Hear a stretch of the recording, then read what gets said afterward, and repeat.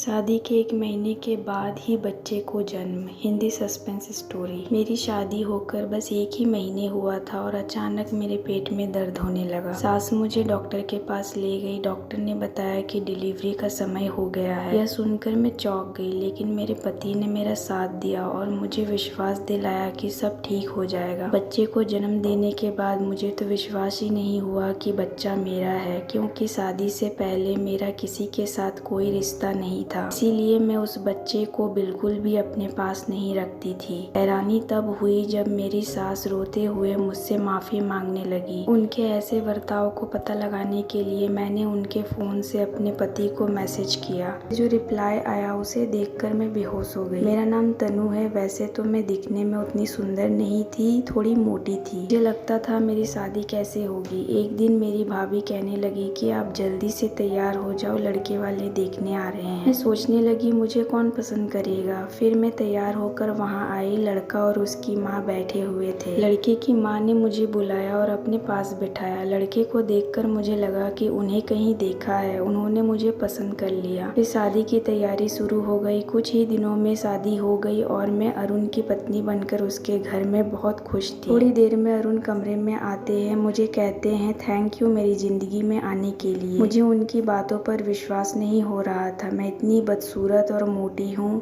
अरुण ने मुझे कैसे पसंद कर लिया। उन्होंने कहा कि इंसान का मन सुंदर होना चाहिए, बाहरी दिखावे से कोई फायदा नहीं। उसकी यह बातें सुनकर मुझे हंसी आई, लेकिन मुझे बहुत प्यार करते हैं ये भी पता चल गया। मेरी सास जब भी मुझे मीठा खाने के लिए देती मेरे पेट में दर्द होता। इस चीज से मैं बहुत परेशान हो गई थी। मुझे अब अपनी सास पर शक होने लगा था। मेरे पेट में दर्द उठा और धीरे धीरे बढ़ने लगा। अरुण को फोन किया। उनके आने के बाद मुझे अस्पताल ले गए, जहां मुझे इमरजेंसी वार्ड में एडमिट किया। चेकअप के बाद डॉक्टर ने कहा कि पेशेंट की डिलीवरी का समय हो गया है। यह सुनकर मैं हैरान थी। मैं चिल्लाकर बोली ऐसे कैसे हो सकता है, मेरी शादी को सिर्फ 1 ही महीने हुए हैं। मैंने अरुण को कहा मुझे यहाँ अपना इलाज नहीं करवाना। मेरे पेट का दर्द बढ़ता ही जा रहा था। तभी अरुण ने मेरा हाथ पकड़ा और कहा चिंता मत करो, सब ठीक हो जाएगा। 3 घंटे बाद मैंने एक बच्चे को जन्म दिया। मुझे विश्वास ही नहीं हो रहा था कि यह बच्चा मेरा है। मैं सोच रही थी अब अरुण का सामना कैसे करूँ। अब तो मुझे तलाक दे देंगे।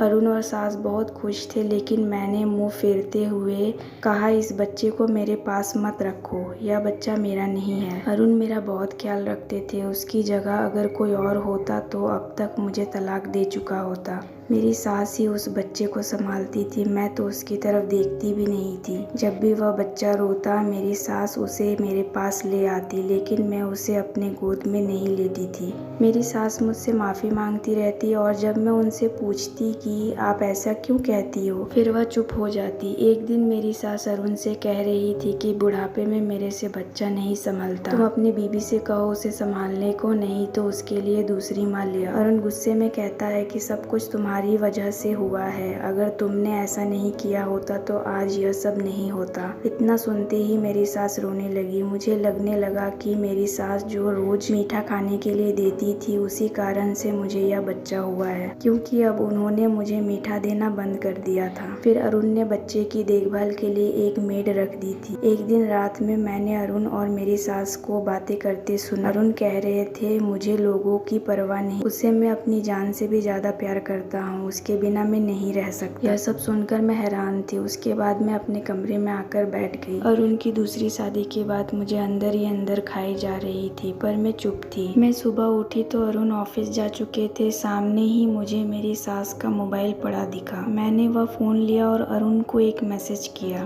कि तनु का क्या करना है। बहुत डर लग रहा था अरुण का फोन आता है। मैंने बहुत हिम्मत करके फोन उठाया। अरुण कहने लगे कि माँ तुम तनु के पीछे क्यों हाथ धोकर पड़ी हो। तुम्हें तो पता है ना 3 साल पहले मेरी लव मैरिज तनु से हुई थी। तुम चाहती थी कि मैं तुम्हारी पसंद की लड़की से शादी करूं, लेकिन मैंने तनु से शादी कर ली। जब वह घर आई तुमने हम दोनों में गलतफहमियां लाने की बहुत कोशिश की, तब भी हम अलग नहीं हुए। तो तुमने तनु को सीढ़ियों से धक्का दे दिया। तुम इतनी कठोर कैसे हो सकती हो माँ। फिर भी वह बच गई और कोमा में चली गई। जब तुम्हें उसके माँ बनने की बात पता चली तब तुम्हें अपनी गलती का एहसास हुआ। जब तनु कोमा से बाहर आई उसे पहले का कुछ भी याद नहीं था। उसे लगता था उसकी अभी तक शादी नहीं हुई है, इसीलिए वह अपने माँ बाप के पास रह रही थी। उसके बाद हम तनु के घर फिर से उसका हाथ मांगने गए थे, फिर शादी करके उसे घर लाए। तुम अब फिर से लोगों की बातों में आ रही हो। वह बेचारी तो अभी तक इसी सदमे में है कि वह 2 महीने में बच्चे को कैसे जन्म दे सकती है। इसी वजह से उसने अपने बच्चे को अपने से दूर रखा है।